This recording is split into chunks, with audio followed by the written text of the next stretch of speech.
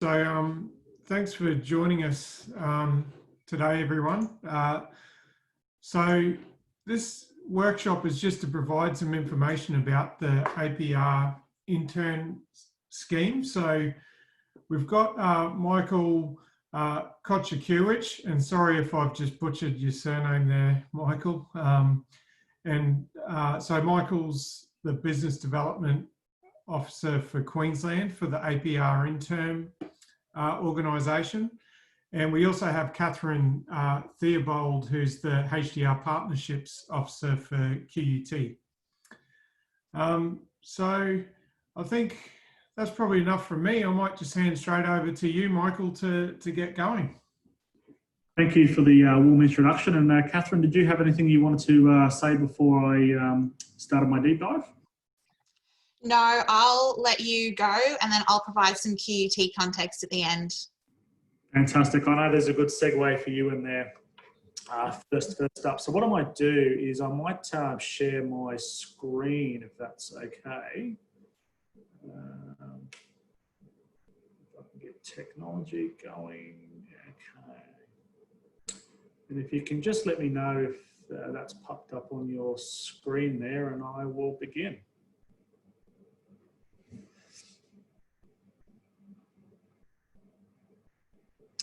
Can everyone see that? Yep, all good. Yep. Lovely. Okay, fantastic. Yep, so I'm Michael. I'm based here in Queensland. I coordinate a federally funded program called APR Intern. We've been around for a few years now. This is our 4th year under this program. And my presentation today, look, it's probably be around 15 minutes or so, and it'll give you a really good understanding of the services that we provide and the great work that we're doing, not only within Queensland, but in Australia. So I suppose it's always kind of a good start to kind of know where these programs come up, I suppose. We've all sat down into programs and someone kind of starts without kind of telling you where it comes from. So kind of looking at this graph here, APR was you could probably say a copy paste of a Canadian program called MyTax. We had a former dean from James Cook University that was in attendance in Canada for the program, and she thought it was a good program to pitch to the Australian government when she came home. So there was a successful pitch made to the Department of Education for a 4-year program for 28 million. That program was, the tender was won through the University of Melbourne through an organisation called AMSI, the Australian Mathematical and Science Institute. And I'm sure that you're all familiar and aware of that program. That's been running a few years within Australia. So APR Intern itself is actually under the umbrella of AMSI.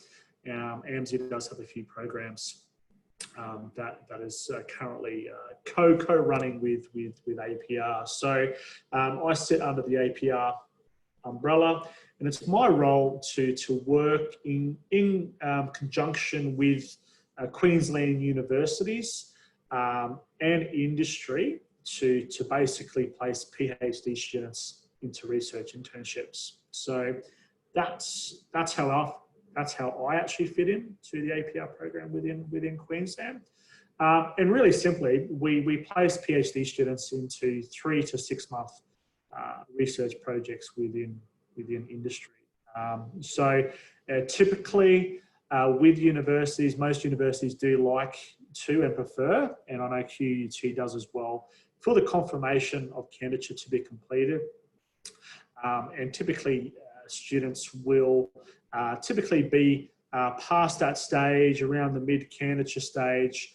And I know that QUT has preference actually for students to start an internship once the PhD is under examination. Catherine, did you want to provide some more information there? That's okay. I've got a whole slide about it. I'll talk about that. Yep, lovely. In a second. Yep, that's fine. So we can gain some further knowledge there. But basically, from your confirmation to the point where you've about to hand in your thesis is a good start. So our industry partners here, so we do work with some major players, from the big 4 banks to tier 1 mining organisations to CSRs to BHPs, even to the Australian Bureau of Stats there as well. So yeah, we're fairly proud with the network that we have. It's taken a lot of work to establish those relationships, but they're ongoing relationships there as well. So they're just some of our partners there as well. I didn't have enough space to put them on the slide, but it just gives you a bit of an idea of who we work with. So by the numbers here, so the latest snapshot of the numbers for the APR internship. Now there was another program for internships under AMSI before APR Intern, and if we use those numbers, would be in the range of around 600. But with the program at the moment, we have placed 372 internships. So if we look over to the top left there, we have a pretty close 50-50 tie there with males for females that we're really proud of. And we do advertise quite a lot that one of our main functions is to actually promote females in STEM. So 43% of our internships are female, which is fantastic there as well. So bottom right, so bottom left there, a majority of our internships are STEM.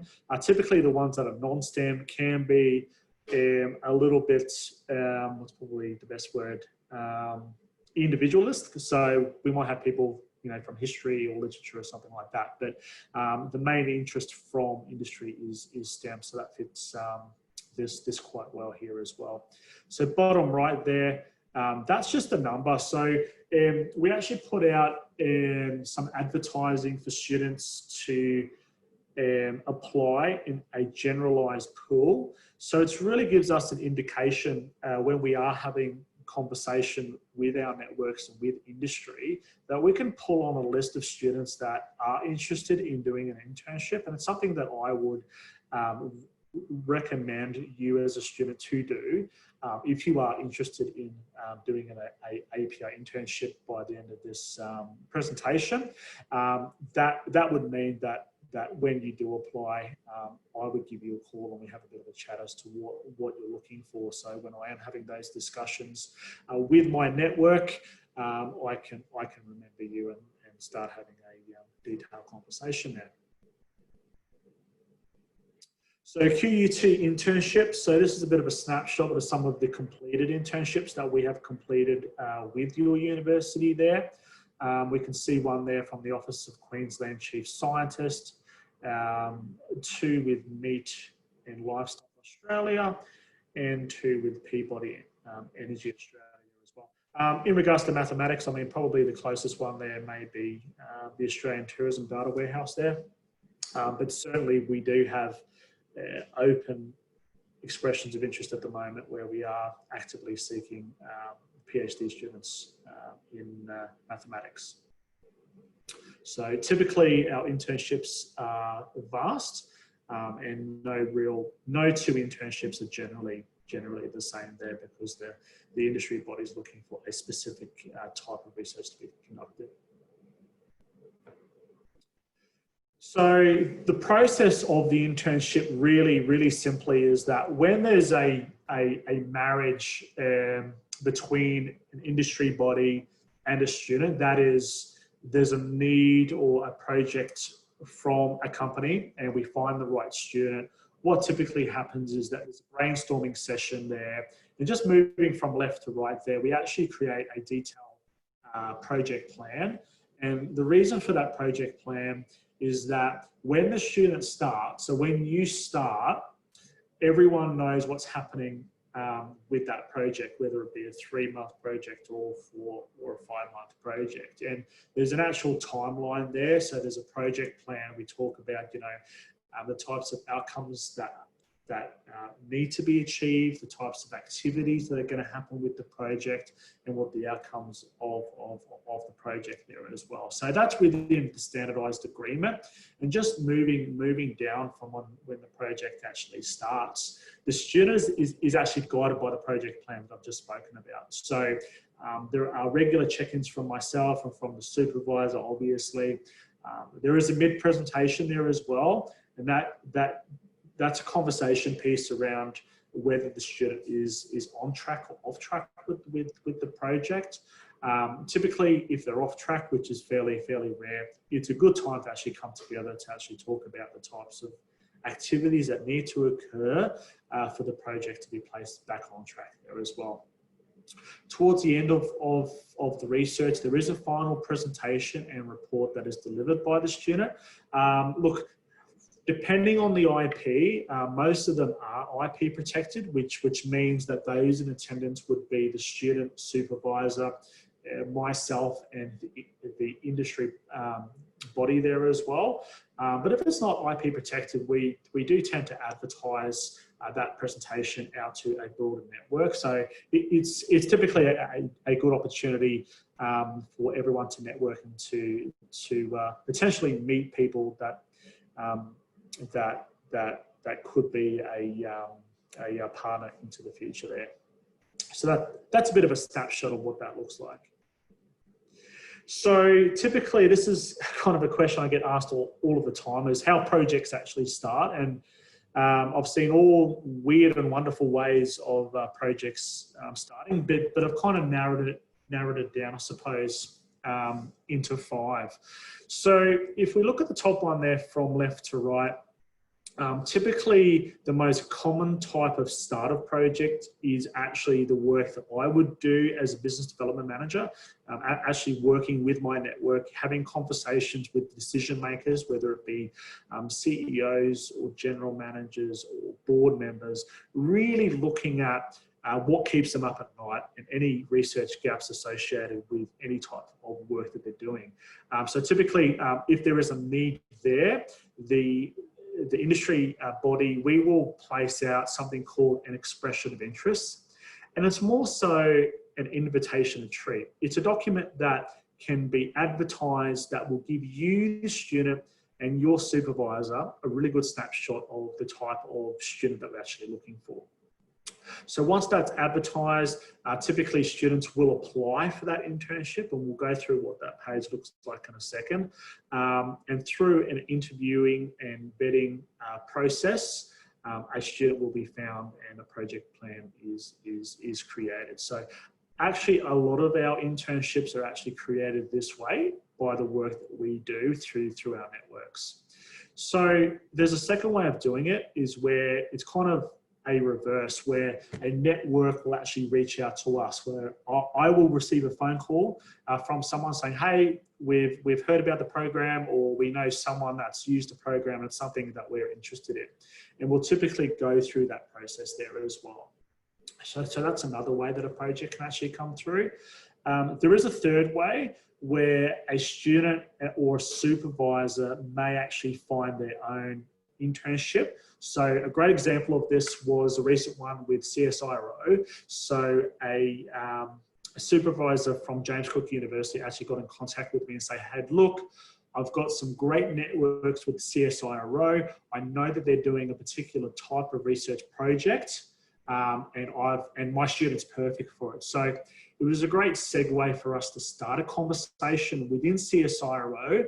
And it was fairly easy because the supervisor had a great network within CSIRO. And we actually created a project plan, and the student actually went off and did a successful project. It was actually seismic activity reporting within the Arctic Circle. So it was really good one there. So that's a third way of a project coming through. The fourth way is the way that I just spoke about before, is where you as a student, you're interested in possibly doing an internship, and you can put something called a general application through. And that's where you basically create a CV with some of your strengths. And that's a really good way of doing it, because when I am having conversations with my network and they're talking about something specific or something that they would like to achieve through a research project, I'm already starting to think about names and universities there as well. So I'm already starting to make that connection. So that's a really good way of how a project starts.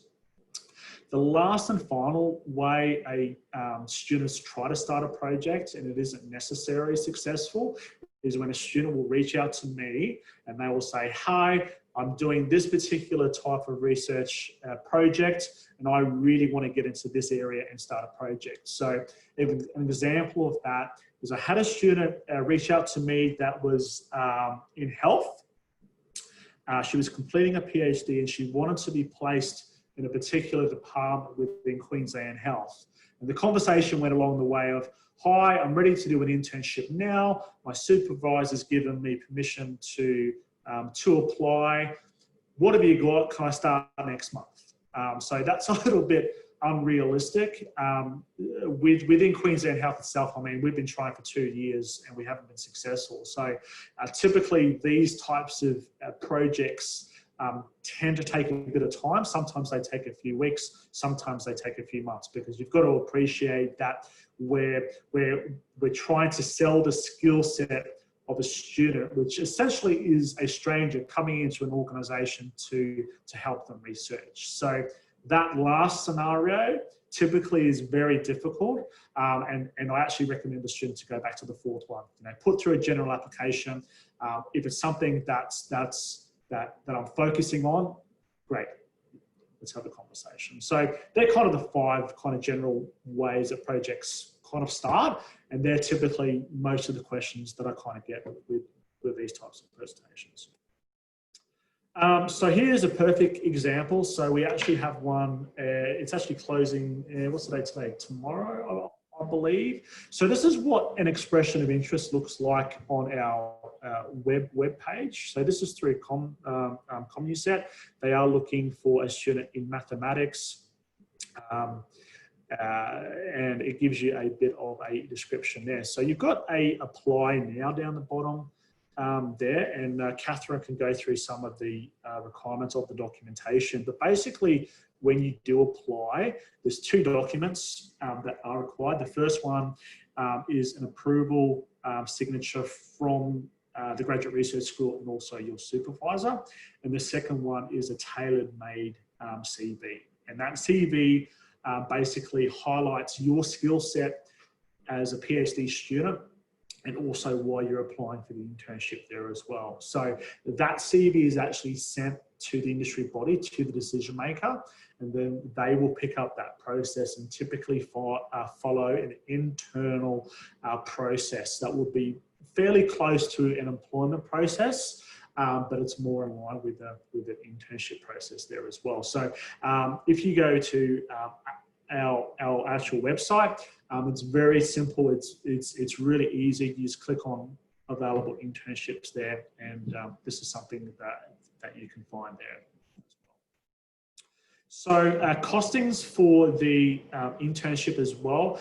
This is something that I deal with as a business development manager, and it's a conversation piece that I have with my network. So the industry partner does pay for the internship. So typically for a 3-month internship, the out-of-pocket expense for the industry partner is $10,000. And that's inclusive of a 50% rebate for domestic students. So where the money goes within the internship itself is you as a student will receive $3,000 per month as a stipend. $5,500 will go to something called a HERD-C to the supervisor, which is research income. And $5,500 actually goes back into the program itself there. So looking at a 5-month program, which seems to be the most popular term for a research internship, the out-of-pocket expense generally is $13,000 for the industry body there as well. So for supervisors that are looking to obviously reach out to a network to say, you know, hey, look, I've got a student, is this something that you're interested in? getting me involved early in that conversation piece is absolutely critical to get the right information across to the decision maker within that business there. So there are some students, some huge student benefits there. It's an excellent way to increase your employability. A vast majority of my students are actually employed after the internship, which is exactly what you want to do. Okay, nearly 50% of the interns actually indicated it was their first industry experience, which is critical. And it's not only strengthening the hard skill set, you know, the technical, being technically good at research. It's also the soft skill set as well that students tend to get a lot from. You know, it's the team building, resilience, working with budgets and timelines there as well. And we've obviously spoken about that 3,000 per month. So a real world example. So one of my great students from James Cook University, in combination with IMCRC, actually completed an internship with an organisation called GRE+D. So Lewis is doing a PhD in computer science and mathematics. So what Lewis did was essentially added to GRE+D's official software packaging, and he was looking at different complicated 3D geometrics and shape compositions within software there. So he was part of the mathematical department within James Cook University, and they were absolutely impressed by the student, and he's actually now working with the university, with GRE+D full time there in Darwin. So that's a fairly good example of a student that's gone to do an internship and actually been employed right away. Industry and supervisor benefits. Well, we just spoke about one of the benefits there. They get access to talent to hire. There's some really exciting stats here, really. 70% of our network actually say that they haven't worked with a university-based researcher before, and actually 63% of academic mentors indicated an intention to continue collaboration beyond the internship. That's a common story. A vast majority of the relationships that were built from these internships have continued, which is fantastic to see. So some things to consider. So really, when I'm talking to the industry body, I'm really looking to engage with decision makers to talk about, budgets and what their legal process looks like there as well, to see what types of research project that they're looking to achieve and what the outcomes look like, and to see if they're achievable there as well. And really, most importantly, is to be open to suggestion. A lot of our networks don't have a relationship with the university, so they're not typically talking with academics to a strong extent there as well. Things to consider for the student and supervisor. Really, students, your timeline. Where you are in your PhD journey. If you're looking to hand in your thesis in 3 to 4 months, maybe now is a really good time to get in contact with me to start having these conversations. If you hand in your thesis for examination, well done, congratulations, and you reach out to me and we don't have any research internships that are available to you right now, the chances of us finding one specifically for you are probably a lot less, as opposed to you reaching out to me now, to give us 4 or 5 months to actually find you something there as well. Supervisors as well, will the research project fit into your research schedule? So some supervisors will actually ask me, why should I take up this research internship with my student when we have 10 others that could fit as well? So that is a question that I'm sometimes asked, and it's something for you to consider there as well. Typically networks. So if I'm having conversations with supervisors, one of the first things I ask is, what does your network look like? Can we leverage your relationships to see if we can find something for your student if we don't have an internship there as well. And also open to suggestion there as well. Typically our industry networks, have many years experience within industry and have a lot of experience in that field there as well. How to get involved? Look, I'm only an email or phone call away for a conversation. I get asked all sorts of weird and wonderful questions on a daily basis, most of them have a lot of merit, and there's generally something that I can do with you from there. So that's the end of my short presentation, I suppose. I might hand it over to Catherine to go through her slide, and then I'll be open to any questions. Thank you. Okay, thanks, Michael. So I'll just share my screen now. Can you all see that? Just the slide? Yep, Michael's nodding. Hope everyone else can then. So I just wanted to quickly go over how this works from a QUT perspective, but also all the support that's available. So I am the HCR Partnership Officer and I work within GRE+D. So those of you who don't know, GRE+D is Graduate Research Education and Development. And we're all about helping you complete your thesis, but also equipping you for life after your research degree.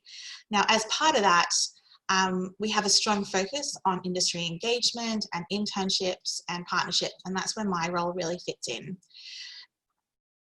So, quickly, I just want to elaborate on the timing question. So, like Michael mentioned, you can do internships both during candidature and during examination.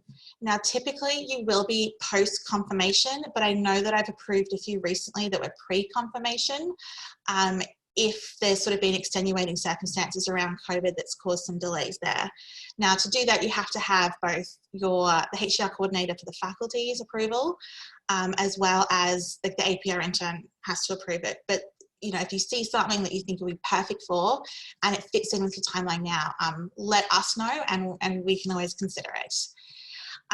When you do it during candidature, I just wanted to elaborate that we pause your candidature and your milestones. So you're not going to have a milestone due when you are undertaking an internship. If you are, everything gets adjusted out, and that includes your scholarship.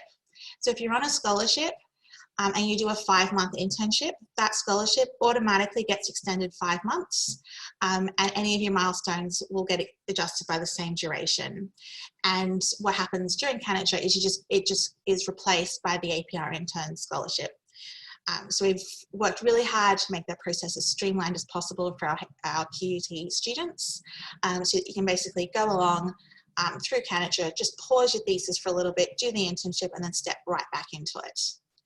Now, you can also do internships during examination, but it has to be completed by the final submission of your thesis. So we don't like to extend that examination period purely for the purposes of an internship.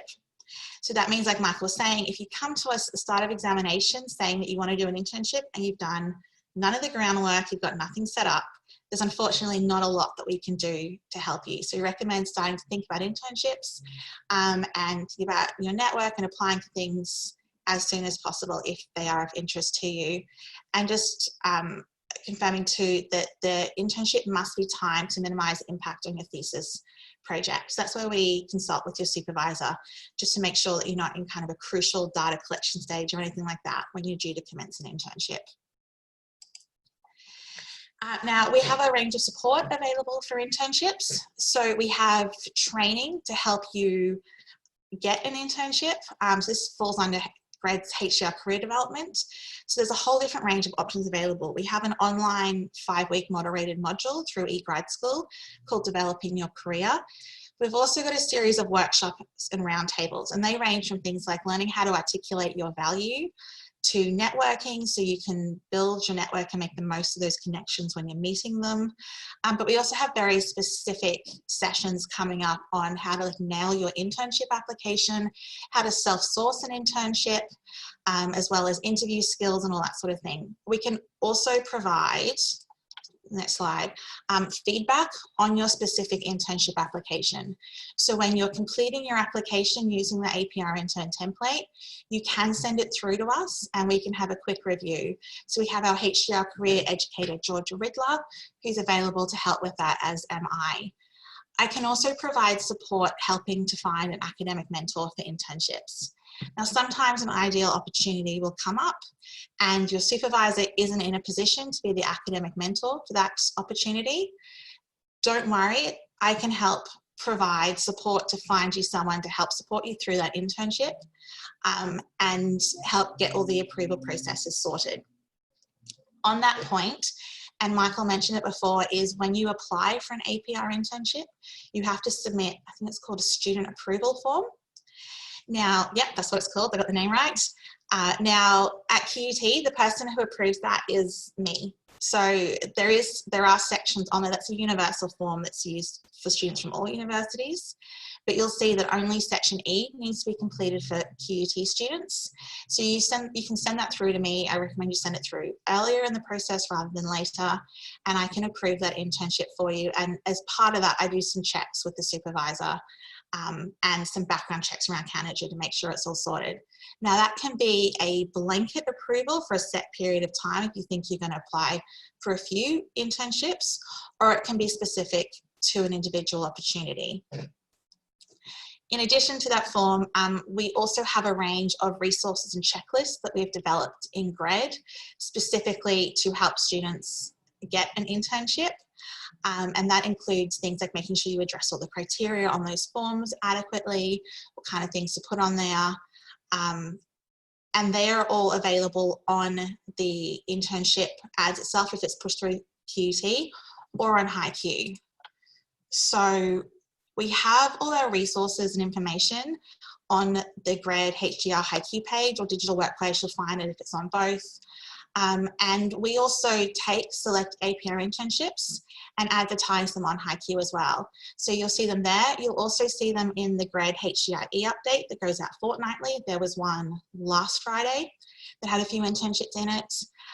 We also send internship HDR cohort emails out. There'll be one coming out tomorrow with internship opportunities. You can also submit a QUT specific EOI to help us know within the university who's interested in internships. We also have an internship guide that you can see there. We don't put all APR internship opportunities on HiQ because it would be a long list, but you'll see at the bottom of that list that there is a link there that will take you to the APR Intern website that lists all the available opportunities for you. We have information sessions quarterly on internships at QUT for QUT HDR students. And in that we cover APR Intern as well. We have another one coming up on the 29th of July. If you're interested, you can register on UniHub. So that's kind of it for me for the QUT perspective, just kind of short and sweet about how we do it here. Okay, thanks, Catherine and Michael. That was really informative. If anyone has any questions, feel free to just turn off your mic and fire them.